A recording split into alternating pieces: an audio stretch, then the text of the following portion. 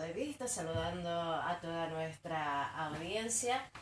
Tenemos como invitados para compartir con todos ustedes.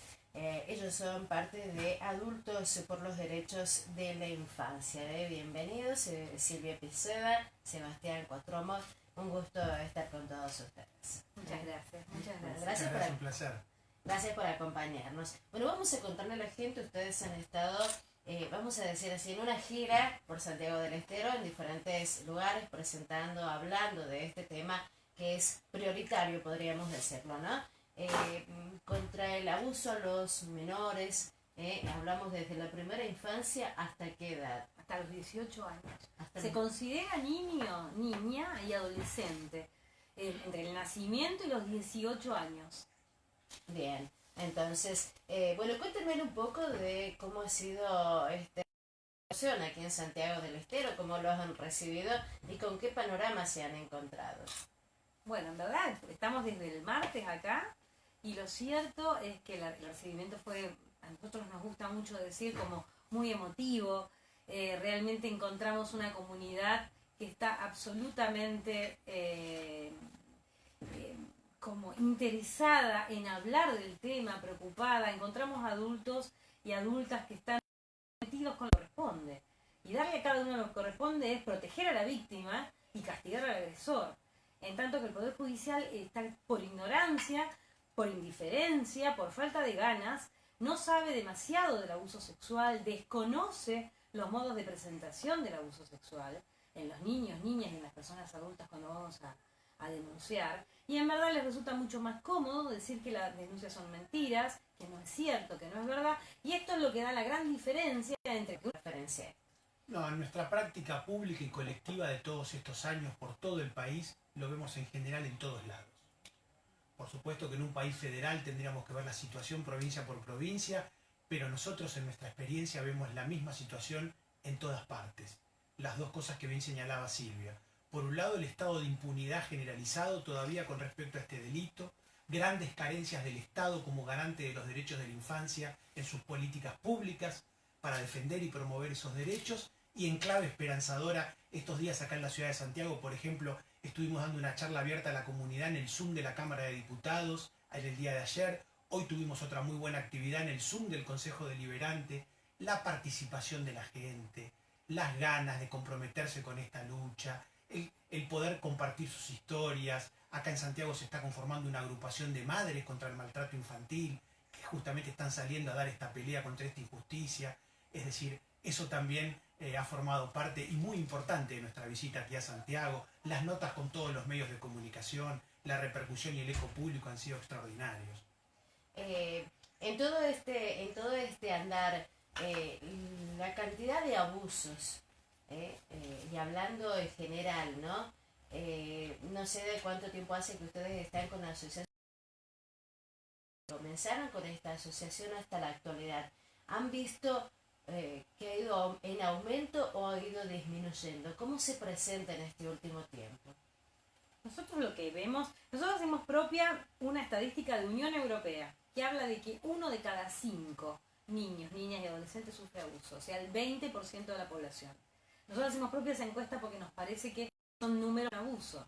De esas dos, el 50% es incestuoso. O sea que de cada 10 personas que conocemos, 2 sufrieron abuso, o de cada 10 niños que conocemos, hay 2 que están sufriendo abuso, y uno de ellos es incestuoso. O sea, que al niño o niña lo abusa su papá, su abuelo, su tío, su hermano, su padrastro, su mamá.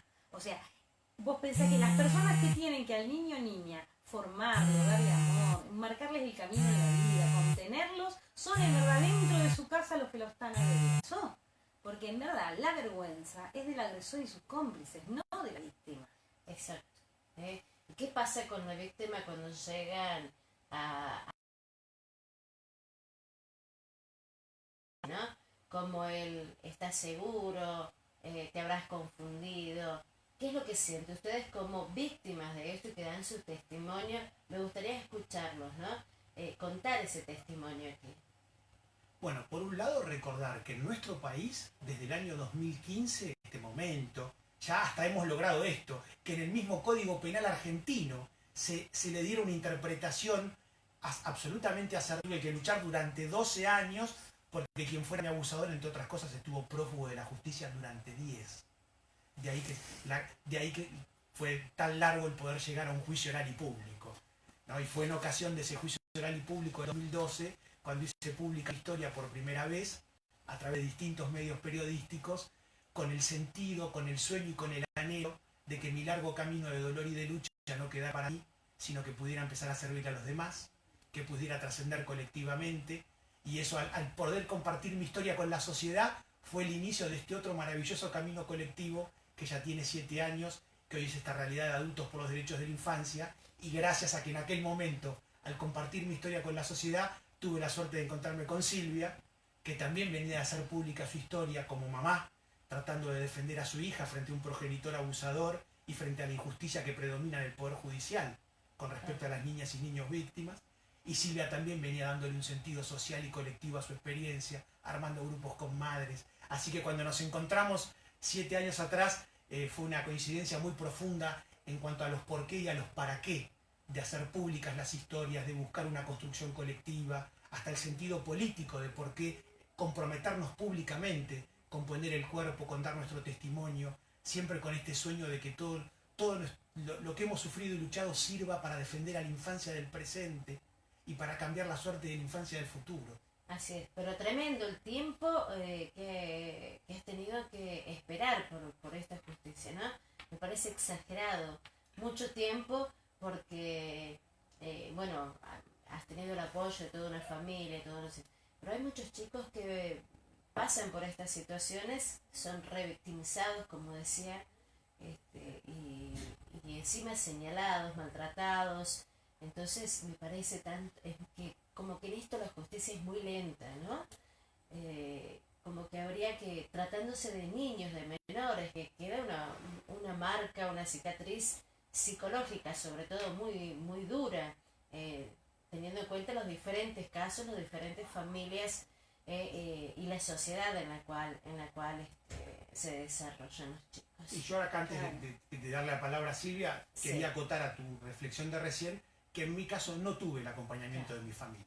Si bien mi pelea en búsqueda de reparación y justicia ya fue en mi adultez, a partir de los 23 años, cuando pude empezar a hablar después de 10 años de sobrellevar en silencio y en soledad los abusos, entre otras cosas porque no tenía una familia que a mí me hiciera sentir que podía confiar y compartir lo que estaba sufriendo y pedir ayuda. Ni en mis padres, ni en abuelas, abuelos, tías, tíos. Es decir, mi búsqueda de reparación y justicia como adulto fue muy injustamente solitaria.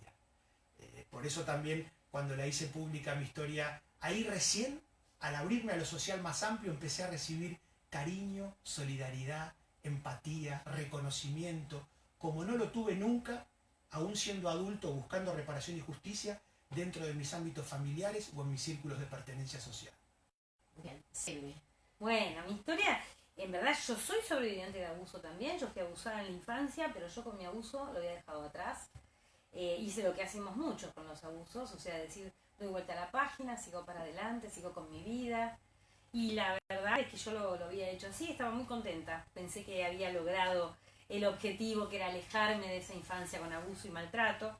Y me encontré en el año 2009 teniendo que asumir que me había casado con un abusador de niños, que había tenido mi hija con un abusador, y que tenía que salir a defender a mi hija. O sea, el abuso sexual de mi infancia no estaba tan lejos, no había quedado atrás, ni la soledad, ni mi abuso, ni la vulnerabilidad, estaba presente. Y ahí es cuando salgo en el año 2009 a intentar, primero, defender a mi hija de este tipo. O sea, me entero que había abusado de su hija mayor, y salgo y voy al Poder Judicial a decir, miren lo que me enteré, este hombre es un abusador, abusó de su hija cuando tenía la misma edad que la mía. En verdad, Romina me viene a avisar para que no le pase a mi hija lo que le había pasado a ella, que eso le pasa a muchos sobrevivientes, que podemos hablar de nuestros abusos cuando vemos que el abusador está cerca o merodeando de nuevo chicos, ¿no? Bueno, Romina se dio cuenta que mi hija estaba teniendo 11 años, que era la misma edad que tenía ella cuando era abusada, y me viene a avisar. Y en ese momento además me avisa que el abuelo de este hombre, o sea, el padre de este hombre, o sea, el abuelo de mi hija por parte paterna, también era un abusador, había abusado de múltiples niñas, incluidas las 3 nietas, o sea, las 3 primas hermanas de mi hija habían sido abusadas por el abuelo. Eso para mí fue como una cosa, un balde de agua fría. Yo ya estaba separada de él, pero yo no realmente ni se me ocurrió pensar que podía estar en contacto con un abusador. Y lo peor fue cuando voy al Poder Judicial, al juzgado de familia, decir, miren lo que me enteré, ayúdenme a ordenar este desorden. Y él me da cuenta que el Poder Judicial lo que hace es mirarme a mí, a mis intenciones. ¿Qué me pasaba a mí? ¿Qué quería? ¿Qué intención tenía? En lugar de realmente mirar que este hombre había abusado de la otra hija, que teníamos la denuncia, y que a ver si hacían algo para tratar de cuidar a la mía. Y ahí empieza toda una lucha de años, en la cual termino escapándome, escondida, con mi hija, porque el juez me obliga a vincular a mi hija y llevarla a la casa de la abuela paterna. El juez de familia, el que fue a pedir ayuda. Y ahí yo me escapo, mi hija era buscada por la policía, y yo también, y además estuvimos un tiempo escondidas, tuvimos todo un periplo de andar clandestinas, en plena democracia. Las mamás tenemos que estar clandestinas, escondiendo a nuestros hijos para que no sean entregados a los abusadores. Eso es una locura, es un escándalo. Sigue sucediendo hoy, esto era hace 10 años, y hoy sigue sucediendo. Yo eso es lo que digo, esto es un escándalo. La sociedad tendríamos que estar todos realmente viendo cómo hacemos para resolver esto, ¿no? Porque atrás de la impunidad, de los abusos intrafamiliares, o sea, estos tipos no son juzgados ni son condenados, detrás de su impunidad después viene la revinculación con los niños y niñas, la obligación de entregarle el niño o niña a estos tipos. O sea, es inaceptable, ¿no? Es un dolor, es el peor castigo para la madre denunciante, ¿no? Como diciendo. Claro que sí. Y bueno, y nosotras, en verdad nuestra historia termina bien, a pesar del Poder Judicial, y es porque mi hija ya fue cumpliendo años, yo logré irme, logré escaparme, en el medio voy buscando madres con las que compartir este dolor y me voy dando cuenta que a muchas le pasaba lo mismo a nivel judicial que a mí. En el medio las mamás estamos obligadas a estudiar, estudiamos de abuso, estudiamos leyes, tratamos por todos los medios de formarnos y aprender, porque vemos que a nivel judicial tampoco encontramos abogados que sepan del tema, no vas encontrando personas idóneas. Yo tardé más de un año en encontrar una persona idónea, psicóloga, que sabe mucho del tema, se llama María Müller, una especialista en el tema abuso, y después María Cecilia López, que es otra psicóloga, que realmente nos ayudaron muchísimo, tanto a mi hija como a mí. ¿Tu pequeña fue abusada? Mi hija consideramos, o sea, tuvo todos los signos y síntomas de haber sido abusada, totalmente. El tema está que ella hasta hoy no habla de su abuso, pero lo cierto es que en el momento en que Romina viene a hablar, que es la hermanastra que viene a decirnos esto, mi hija estaba teniendo crisis de pánico por la cual ya no iba a dormir más a la casa del progenitor. Vos fijate, o sea, tenía síntomas muy claros, que en ese momento yo no lo sabía interpretar, ni las psicólogas que la estaban viendo en ese momento. Cuando después viene alguien a decirte, mirá, este hombre abusó de mí, es como que empieza a tener sentido. Y también empieza a cambiar la cosa cuando empezás a ser evaluado por psicólogos que saben del tema. Y otra cosa que hay que saber de esto es que los abusadores repiten los abusos. Y entonces, cuando vos te enterás que hay un abusador en una familia o en un entorno, lo que hay que hacer es alejarlo de todos los niños posibles. Lo vemos claramente cuando los curas han sido abusadores y lo que han hecho es cambiarlos de lugar, y vos entonces tenés abusados en esta parroquia, abusados en el otro barrio, abusados en el otro país. O sea, hay casos que son públicos. O sea, y esto pasa a nivel intrafamiliar. A mí también me planteaban en ese momento, porque yo lo que fui a pedir ayuda es para que me ayudaran a cuidar a mi hija, me decían, ¿y cómo sabés que va a abusar de la tuya? Abusó de la otra, ¿por qué va a abusar de la tuya? Y eso es una lotería. Eso es imposible que adultos que estén formados en el tema abuso le estén diciendo a una madre eso, cuando en verdad, ante cualquier caso, debiéramos inmediatamente aislar a estas personas de estar en contacto con niñas, niños y adolescentes, porque lo que sabemos es que cada uno de estos agresores tiene múltiples víctimas. Entonces, este tipo de cosas que vos antes decías del Poder Judicial, para mí hay muchísima ignorancia, pero la ignorancia en personas que tienen que tomar decisiones y que tienen la obligación de cuidar al más vulnerable, que es el niño, pasa a ser un tema criminal. Entonces, o sea, podemos ser ignorantes, la gente de la calle, que nosotros nuestra tarea es que la sociedad toda nos pongamos en verdad a saber, a entender, a hablar de nuestros abusos, pero que las personas que tienen que tomar decisiones sobre la protección, porque yo sí en ese momento tenía muy claro que yo quizás como mamá no podía defenderla a mi hija, por lo que sea, ¿me entendés? Porque no me daba, porque económicamente no podía, porque quizás estructuralmente no podía defender a mi hija. Ahora, el que seguro tiene obligación de defender es el Estado. El Seguro. Estado hoy por hoy no está cumpliendo con esa obligación y está cometiendo esto, te digo, este escándalo bochornoso, que es que tenemos que estar viendo cómo son entregados los niños y niñas a sus agresores. Claro. Y en esto de poder compartir con otras madres y con otras personas la experiencia, han hablado de este tema de llegar a denunciar y que no quieran tomarte una denuncia o de que digan que justamente el desconocimiento sobre este tema, que hayan tenido ese tipo de problemas, como decía en un principio, ser revictimizados. Todo el tiempo, es la regla. O sea, sería al revés, lo que uno te podría decir es qué juzgados y en qué lugares actúan protegiendo realmente a las víctimas. Son las excepciones en todo el país.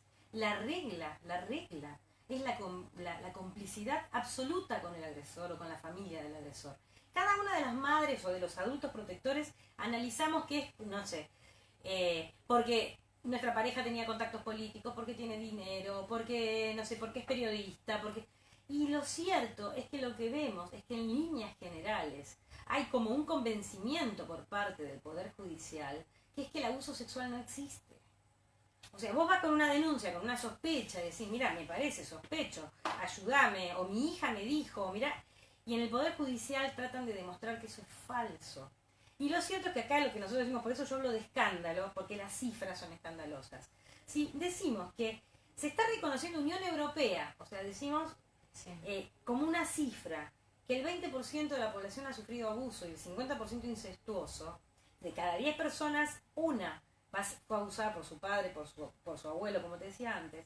¿Cómo puede ser que cuando vos después vas con un niño o niña en el Poder Judicial, tratan como en línea general de demostrar que la denuncia es falsa? Eso es el escándalo. Tenemos una estadística internacional que está diciendo que este delito es frecuente. Es frecuente, que pasa la mayoría de las veces adentro de la casa. A calcular que el 75-80% de todos los abusos sucedieron dentro de las casas o en los ámbitos de pertenencia. Los niños hemos sido abusados por las personas que confiábamos, por eso son los maestros, son los curas, son en los clubes, son los médicos. O sea, el abuso sexual es el tío, el vecino.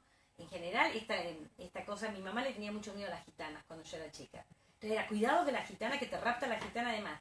Y en verdad a mí me estaba abusando un tío. Y esta es la realidad de la infancia. O sea, sos abusado por las personas de confianza, del entorno familiar.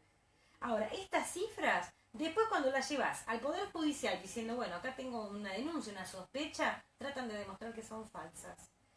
Y esto es un escándalo, porque lo que garantiza la impunidad, esto que te dije, y hay que tenerlo, la impunidad del agresor lo que marca es que va a seguir agrediendo. Entonces yo no tengo una sola víctima. Paso a tener 20, 30, 60 víctimas en la vida de un agresor. Y esto lo tenemos documentado. Tenemos documentado agresores que por décadas agredieron y que vos tenés víctimas que están desde los 6, 7 años hasta 64, 70, el mismo agresor. Empiezan a agredir a los 20 años y si este agresor que te digo se llama Edmundo O'Neill, era un juez de Mar del Plata que tuvo denuncia, se quedó impune por un tema de prescripción en ese momento. Murió a los 84 años y tenía víctimas a lo largo de las décadas de diferentes edades, el mismo agresor. A nosotros nos pasa de tener compañeras que fueron abusadas por sus progenitores, que después creyeron que eso se había saldado, lo dejaron atrás y demás, y que te encontrás que décadas después tienen que asumir que ese progenitor después abusó de sus propios nietos, o sea, de las hijas, y ahí salen a denunciar. O sea, algo que le pasa a muchas personas que fueron abusadas es creer que les pasó solo a ellas, por un vínculo particular con el agresor. Y en verdad los agresores agreden. Entonces te das cuenta que después, primero agredieron de las hijas, después agredieron de las nietas, o sea, y de las sobrinas. O sea, esta es la realidad del abuso sexual. Por eso no hay que ser indiferente, hay que creer a la víctima cuando habla. ¿Cuáles son, y aislarlos. ¿Cuáles son los síntomas que... vamos a decir, síntomas que los padres deberían tener en cuenta, que los debería alertar o llamar la atención en sus hijos, madre, padre o quien esté a cargo, adulto, responsable de esa criatura, de ese niño? Nosotros decimos que ante cualquier cambio de conducta de un niño, pensar en abuso sexual. Eso lo dice también Marita Müller, esta especialista, ¿no? O sea, que ella dice, bueno, es al revés de lo que hace el Poder Judicial. El Poder Judicial siempre trata de demostrar que todo no es abuso. Porque igual, o sea, la sospecha que hace que estés atento, que busques, que investigues, que protejas, ¿no? Después, Eva, quiero que hables vos en el ámbito escolar. Nosotros consideramos que todos los adultos tenemos que estar atentos a los niños. Muchas veces, esto que te decía, yo en su momento como mamá me sentía tan desvalida que hubiera estado genial que hubiera habido otras personas que dijeran, te doy una mano, te ayudo. Muchas veces la mamá o el papá protector no da abasto con todo lo que le está pasando. Entonces, el niño o niña, en verdad, no tiene que tener su suerte ligada solamente a su familia genética, sino que nosotros decimos, para criar un niño hace falta una aldea. Toda la aldea tiene que estar preocupada y ocupándose. Y cada uno como adulto puede hacer algo para proteger a un niño o niña o estar atento. Muchísimas veces pasa que el niño o niña es más atenta a la portera de la escuela que la maestra. O alguien, no sé, el que vende en el kiosco de la escuela, si está atento y está sabiendo ver, puede ver y percibir cosas que quizás los niños a nivel escolar, la maestra no lo ve. Cualquiera puede estar atento a los niños y ver esos cambios de conducta, los dibujos, los modos de relacionarse, los cambios. Nosotros tenemos compañeros, por ejemplo, que se preguntan, eran muy buenos alumnos y al año siguiente repiten de año. Y ellos hoy, adultos, vienen a nuestro grupo a hablar de sus abusos y dicen, ¿cómo ningún docente, nadie se dio cuenta? Que en el verano algo me había pasado. Porque hubo un cambio absoluto, un niño que iba bien en la escuela. Se dice que el niño es rebelde, que el niño es esto, que bueno, es la adolescencia, es el cambio hormonal. No, había sido abusado. O sea, estas cosas, ¿no?, que vemos, pero que es ante la negación del abuso de la sociedad que tenemos, o sea, hace que no veamos los síntomas tampoco. Yo ahora quería que se va a salir un poco de la ley de educación sexual integral, que para nosotros... No, y acá, claro, una vez más, volviendo al tema de las responsabilidades del Estado como garante de los derechos de la infancia, nosotros siempre hacemos hincapié públicamente, en este caso en los ámbitos educativos, en que tenemos que lograr de una buena vez la plena aplicación de la Ley de Educación Sexual Integral en nuestro país, que fue sancionada en el Congreso Nacional en el año 2006, hace ya 13 años, y sin embargo, recorriendo el país como lo hacemos nosotros, notamos todo el tiempo, incluyendo la ciudad de Buenos Aires, que esta ley está muy lejos de ser una realidad como debería en todas las escuelas del país, públicas de gestión estatal, de gestión privada y de gestión comunitaria. ¿Y qué sucede? Porque nosotros creemos que si esta ley realmente se aplicara, si las y los docentes estuvieran capacitados, si hubiera voluntad de llevarla adelante, las chicas y los chicos en las escuelas tendrían que tener los contextos, los ámbitos que les hicieran sentir a ellos que pueden expresar sus emociones, sus sentimientos, que pueden compartir lo que les está pasando, que tienen adultos confiables a los cuales recurrir. Por supuesto, una vez más estamos hablando de una escuela absolutamente distinta de la que, por ejemplo, me tocó padecer a mí, donde fui víctima del delito de abuso sexual, ¿no? Aquel colegio marianista, violento, autoritario, donde había múltiples abusos de poder en las relaciones entre adultos y niños, y del cual logramos dar cuenta de una manera extraordinaria, más de 20 años después, en el contexto del juicio oral y público que terminó con la condena de mi abusador. Estamos hablando de realmente de un tipo de escuela democratizadora que realmente posicione a las chicas y a los chicos como sujetos de derecho, que eso es lo que manda la Convención Internacional de los Derechos del Niño, la Ley Nacional de Protección Integral de Derechos. Entonces, por eso acá nos parece de nuevo central esto que bien decía Silvia: la suerte de las niñas y los niños no puede depender nunca de la casa, de la familia que le tocó. Ahí la responsabilidad es colectiva y es pública. Por eso, una vez más, el rol del Estado, y por eso nosotros le damos también esta importancia central a lo que pasa en los ámbitos educativos. Bien. Bueno, un poco para que los padres tengan, madres, decir, los adultos responsables de estos niños, tengan en cuenta cómo, digamos, estos cambios, porque muchas veces, bueno, generalmente, no sé si se da así, pero de lo que he estado leyendo sobre los diferentes tipos de abusos, comienzan en las niñas, por ejemplo, en su etapa de desarrollo, que casualmente coincide con este cambio en actitudes por algo normal, digamos, en una mujer, ¿no? Entonces es mucho más difícil poder detectarlo en una mujer.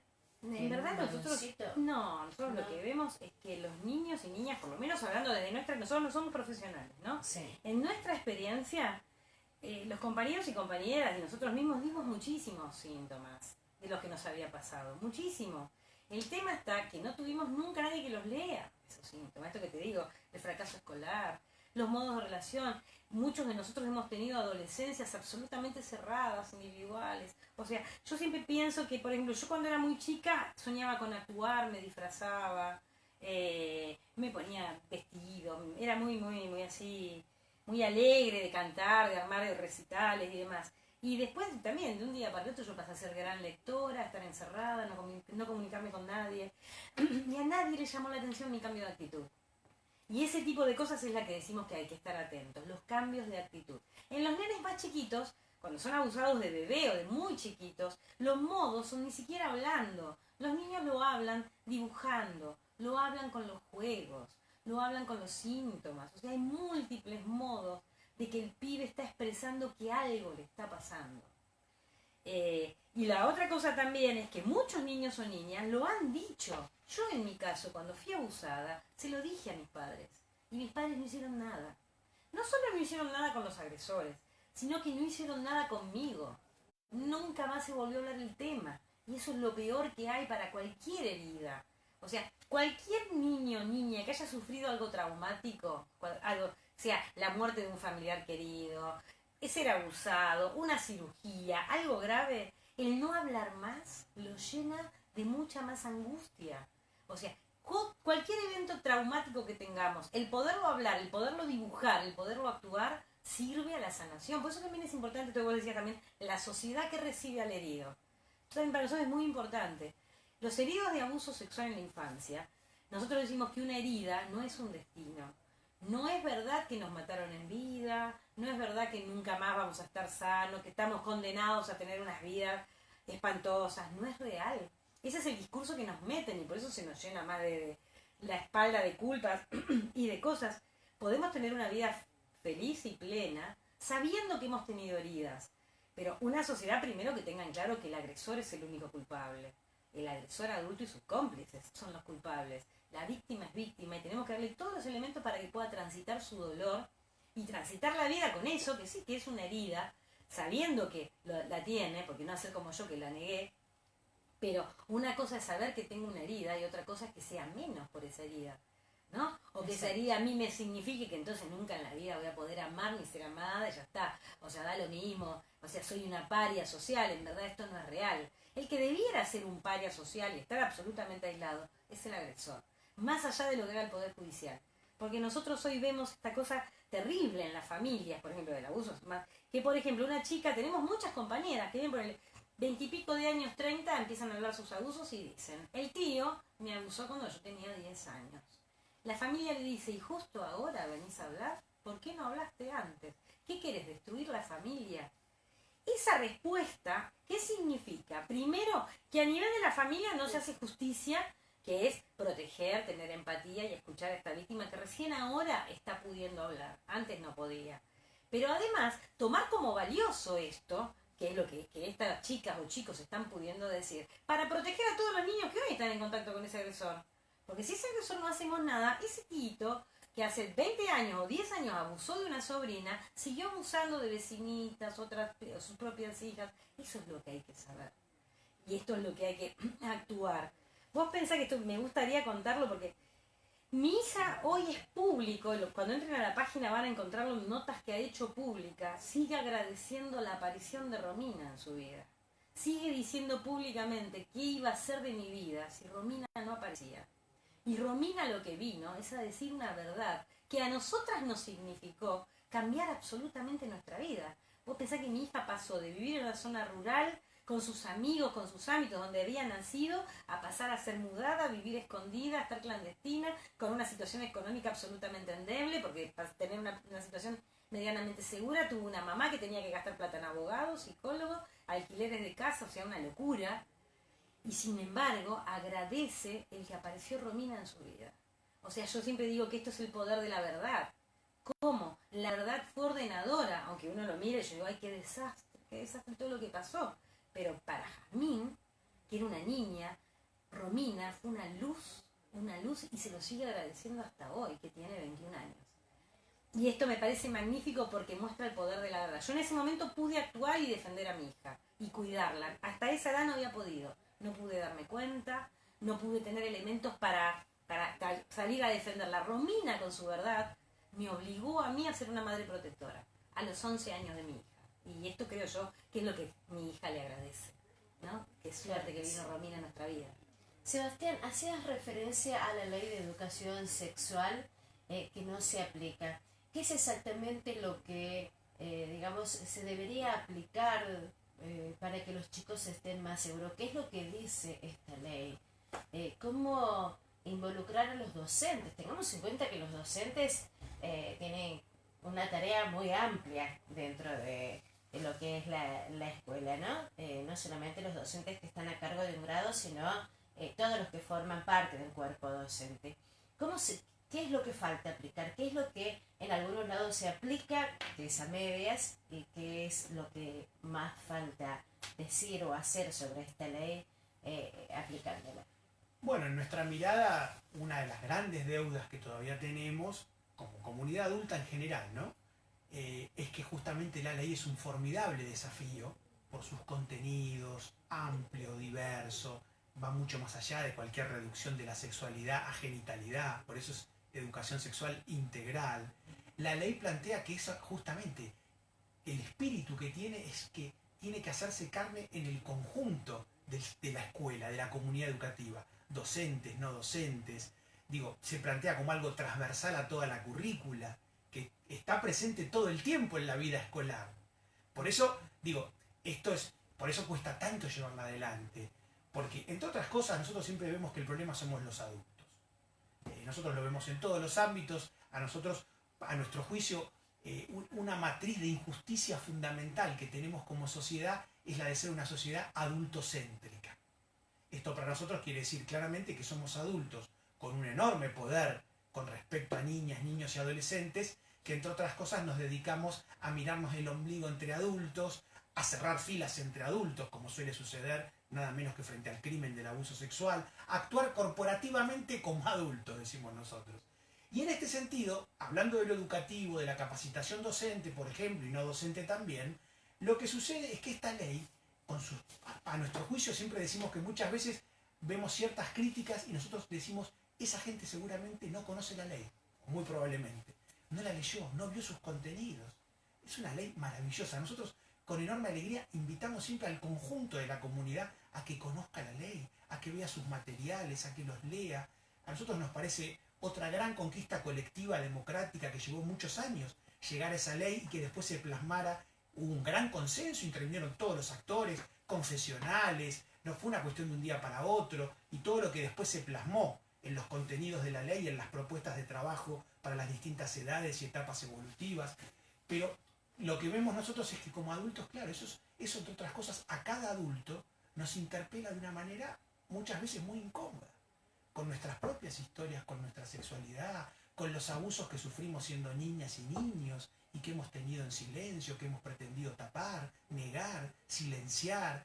Entonces, por muchas incomodidades que esto nos plantea, como adultos preferimos seguir en esta incomodidad tan cómoda de mejor no hagamos solas, dejemos todo como está, no nos metamos en líos, ¿para qué nos vamos a remangar y a tomar este trabajo que es un verdadero desafío amplio, complejo?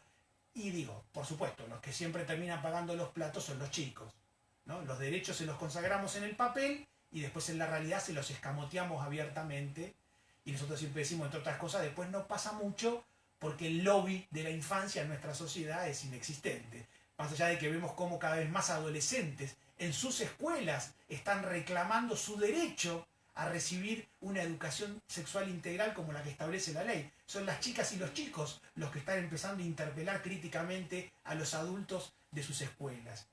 Entonces digo, ahí nosotros vemos como esa gran dificultad como adultos, ¿no? Y entonces, por eso nosotros creemos que y esto es central, porque entre otras cosas, por supuesto que la ley tiene entre otras muchas cuestiones, una indispensable perspectiva de género, busca la igualdad de trato, busca justamente poner en crítica y en revisión los estereotipos, los modos de relación y de vinculación.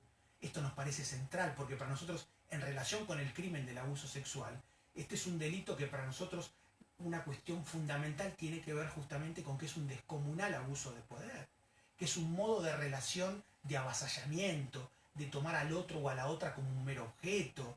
Y entonces justamente una ley que entre otras cosas plantea el desafío maravilloso de buscar educar y socializar a las chicas y los chicos en torno justamente a otros modos, a otros valores, a una cultura verdaderamente democrática.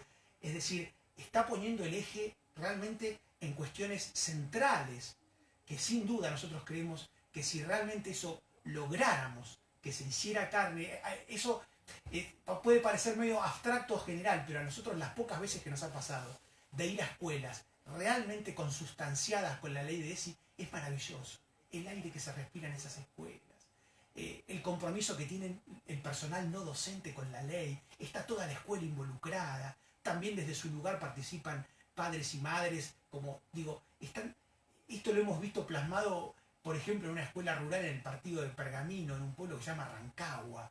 Es decir, no tiene nada que ver acá la cuestión urbana o rural. En pleno centro de la ciudad de Buenos Aires vemos clamorosas deudas con respecto a la ley de ESI. Pero esta vivencia de que realmente cuando esta ley se asume como compromiso y hay todo un trabajo del conjunto de la comunidad educativa de una escuela, realmente el aire que se vive, que se respira, ver los modos en que las chicas y los chicos se vinculan, se relacionan, es algo maravilloso. Bien, me quedé pensando en esta ley, ¿no? Porque por allí también, digamos, ¿cómo lo podría ver? Como que en algún momento también podría jugar en contra de los chicos. Porque podría en algún momento algún docente usar este tema y ser un abuso, llevar adelante un abuso contra los o hacia los alumnos. En verdad nosotros consideramos que el abuso, el riesgo de abuso por parte de un adulto, los niños lo tienen siempre que están en contacto con cualquier adulto. Esto es lo que hay que saber, ¿no? El abuso sexual contra la infancia, esto que ponemos nosotros, existe y los agresores son los adultos, siempre. Ahora, lo que consideramos nosotros, y otra cosa que quería decir, ¿qué es abuso sexual, no? El abuso sexual contra la infancia es la injerencia de la sexualidad adulta en la vida de un niño. O sea, la injerencia es la irrupción, ¿no? Algo que se le mete al pibe en una psiquis que no está madura y que tiene un vínculo. Por eso, mostrar fotos con contenido sexual, mostrar películas, o sea, por eso hasta ahora ya está calificado como delito el abuso por internet, pero mostrar películas, mostrarse desnudo, o sea, no hace falta ni que te toquen, ¿sí? Como niño para estar siendo abusado. Y esto es importante saberlo, porque no hace falta ni tocar, cuando nos dicen, uy, porque siempre tratan de averiguar, uy, ¿qué pasó? ¿Y fue violada? ¿No fue violada? ¿Hubo penetración? ¿No hubo? Todo ese tipo de cosas son detalles que servirán para las denuncias penales. Pero para el daño psicológico, nosotros en nuestro grupo de pares, después de 7 años de estar haciendo grupo de pares todos los sábados con sobrevivientes adultos del delito de abuso, no tenemos diferencia ni sabemos qué tipo de abuso tuvo cada uno de los compañeros. O sea, y sin embargo están viniendo a compartir sus problemas de relación, sus dolores, sus vergüenzas, sus aislamientos. O sea, esto lo vemos nosotros en los adultos abusados. Y esto es importante saberlo. Entonces, si el material, algún abusador, utiliza un supuesto material, ¿sí?, en el que está metiendo informaciones de genitalidad o informaciones con fotos y demás, de cosas que no corresponden a la edad, ni corresponden a la información que tiene que darle a los chicos, ese es un abusador. Pero ese abusador iba a abusar de cualquier manera con los chicos y las chicas. Y esto es lo que hay que saber. No es la ley de educación sexual integral que favorece el abuso, sino que es que hay abusadores trabajando de docentes. Y que van a utilizar cualquier cosa. Van a utilizar el hacer gimnasia, el hacerse el profesor simpático. O sea, la profesora, ¿cuántos casos hay de mujeres que se están encontrando que son abusadoras? Y son las mujeres que comparten Facebook con sus alumnos y que ves que empiezan a tener contenido erótico. Además, por eso es una abusadora. No me importa si ella le pone el nombre que está educando sexualmente. Sos una abusadora, es un delito y tenés que ir presa. Y esto es lo que hay que tener en claro. Ligarlo a la ley es para mí ignorar el contenido de la ley. La ley lo que habla es que los niños o niñas tienen que poder hablar y intercambiar y analizar los modos de vinculación. La ley habla y da cuadernillos y herramientas desde nenes en preescolar hasta chicos en la adolescencia y hasta el terciario. Y por ejemplo, según las edades, analiza noviazgo violento. No vas a hablar de noviazgo violento a un pibe de 5 años. El noviazgo violento lo tocarás en la secundaria cuando tenés chicos de 13, 14, por ejemplo. Habla de bullying, o sea, en muchos momentos la ley te da la posibilidad de empezar a discutir los modelos de relación en el cual el golpe, la burla, la cargada al que es distinto, al que es diferente, todo el tiempo se está hablando de aceptar las diferencias. O sea, por eso nosotros decimos que el que habla en contra de la ley no desconoce la ley, porque lo cierto es que la ley es muy amplia y está diciendo, démosles a los chicos posibilidad de poder expresar primero las cosas que traen o que tenemos socialmente que los dañan y tener un espacio en la escuela para aprender modos diferentes. Porque si estamos diciendo que de todos los abusados, el 75-80% fuimos dentro de su casa, el 20% de la población fuimos abusados. Pero si además hablamos de los que fuimos golpeados, maltratados y humillados, la estadística sube al 70-80%. O sea, en nuestras casas, nuestros adultos, en lugar de enseñarnos con amor, con respeto, enseñarnos que éramos sujetos de derecho cuando éramos niños, nos enseñaron con desprecio, golpes, y además y algunos además nos abusaron. Esta es la realidad de nuestra sociedad. Bueno, ¿qué hace la ley de educación sexual integral? Bueno, a los niños les enseña que son sujetos de derecho, que si un adulto hace eso con ellos está mal. O sea, es como empezar a cambiar y que los chicos tengan espacios para poder contar esas cosas. Por eso para nosotros es fundamental, docentes formados en esto. Porque si yo soy abusada en mi casa y mi mamá no se puede dar cuenta, que por lo menos cuando voy a la escuela, la docente, la directora, la portera, tengan la posibilidad de darme una mano y ayudarme. De eso se trata. Y ojalá toda la sociedad pudiera. Por eso yo insisto mucho en la verdulera de la esquina. Nosotros siempre pensamos qué cosa salva la emoción de un niño, ¿no? Qué cosa te hace sentir diferente, querido y te salva la emocionalidad y la capacidad de amar. Y quizás es el gesto de esa, no sé, verdulera que cuando pasabas te regalaba una manzana. Por lo que sea, porque te vio, porque sintió tu tristeza, por lo que sea. Ese gesto quizás en la adultez hace que esa persona, en lugar de ser o un agresor, yo siempre digo, o un agresor o una boluda como yo, sea una persona que tenga posibilidades y herramientas para salir adelante. Y esto es lo importante, que todos tenemos algo para hacer para que los niños tengan chance de tener adulteces más felices y más plenas que la que tuvimos nosotros. Bien. Y eso, ¿no? ¿Han podido hablar de esto con docentes aquí en Santiago? Digamos, en estas reuniones, en estas exposiciones, docentes o... Sí, pero estaba pensando ahora que ayer, en esta jornada que hicimos ayer, por lo menos 2 chicas docentes vinieron a escucharnos y estaban muy conmovidas y ellas decían que notaban mucho la diferencia entre ir a tomar clases con profesionales que les dicen ustedes tienen que enseñar esto, lo otro y demás, a escuchar el testimonio en primera persona. Ellas salieron muy conmovidas y por lo menos de eso, habían bastantes personas, como 150 personas fueron ayer, y estas chicas salieron muy conmovidas, como te decía, y fueron 2 que me vinieron a hablar. Quizás había más, pero ahí recuerdo que sí, había docentes también, y algo muy importante, había policías de la Comisaría de la Mujer, que había muchos policías, había más de 10, que también nos pareció muy interesante, porque vos pensás que ellos son los encargados y ellas son las encargadas de recibir las denuncias, que estén ahí, tenían una postura muy comprometida, realmente muy atentas y muy conscientes del sufrimiento, así que estábamos muy contentos en verdad con esto. ¿Qué se llevan de Santiago del Estero? Muchísima esperanza, de como nos gusta decir a nosotros, de las compañeras y compañeros de este camino colectivo que aquí en Santiago, como te decía, por ejemplo, esta agrupación de madres contra el maltrato infantil, se están reuniendo, se están organizando, están dejando de estar solas y solos, están construyendo esa fuerza que es indispensable en todos lados para poder defender a la infancia frente a este delito, la esperanza de toda la gente que se acercó en estas jornadas, a realmente, esto es lo maravilloso que nos sucede también en todos lados, y así es como va creciendo esta causa colectiva, gente que afortunadamente no ha sido víctima de abusos y sin embargo no es para nada indiferente, al contrario, siente que esto es algo que lo desafía, que es una interpelación crítica a su responsabilidad como adulta, como adulto, y querer sumarse a esta causa y ser parte. Eso es impresionante. Nos llevamos, por supuesto, como nos suele suceder a los distintos lugares que vamos por primera vez, las ganas de que todo esto realmente sea un punto de partida por los múltiples lugares donde podríamos ir a compartir nuestros testimonios, a seguir con esta tarea de construcción, de visibilización. Es decir, esto realmente muchas emociones muy buenas de todo lo que hemos compartido en estas jornadas, muchísimas ganas de poder volver pronto, y reitero, y esta esperanza y esta certeza que hemos corroborado en estos días en Santiago, como por suerte nos pasa en todo el país desde hace años, de que nuestra causa, nuestro movimiento colectivo es algo que no para de crecer día a día.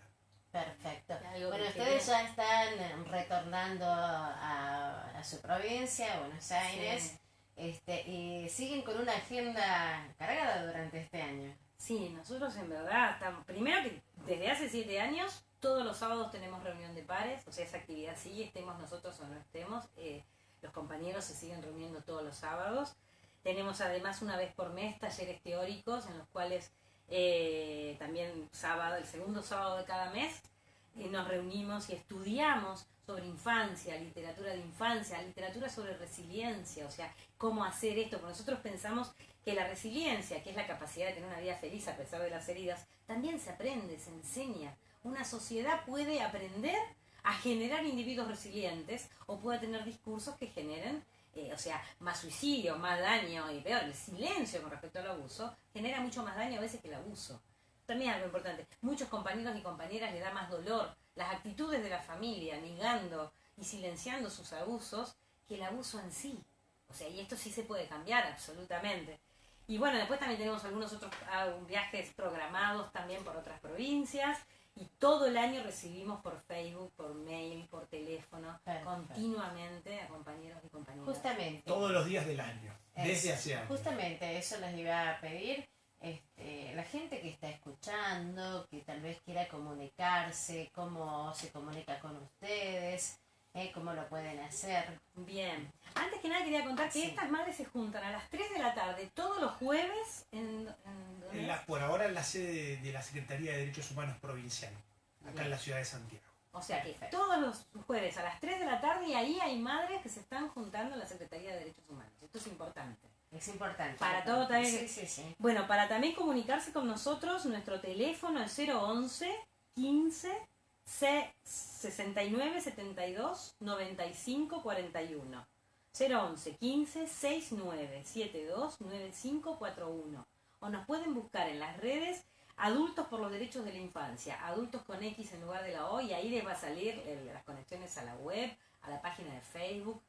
En verdad, todo el año estamos recibiendo consultas de todo el país y en verdad también de otros países. O sea, nosotros decimos somos millones. O sea, la estadística esta que dice el 20%, somos millones. Lo que hace falta es que los sobrevivientes adultos hablemos de nuestros dolores para sanar nosotros, pero además para ayudar a que terminemos con esto, que los niños de hoy sean protegidos. Y en verdad nosotros sí creemos que la vida sin abuso puede ser posible si ponemos como prioridad que la infancia se cría feliz. Si ponemos esa prioridad y todo nuestro esfuerzo, sabemos que el mundo va a ser mucho mejor. Estamos seguros de eso. Así es. Bueno, muchísimas gracias a los dos por su tiempo. Gracias por acompañarnos. Sebastián, Silvia, un gusto haber podido conversar con ustedes. Así compartimos con toda nuestra audiencia esto que es Otro Punto de Vista. Muchísimas gracias a todos. Gracias.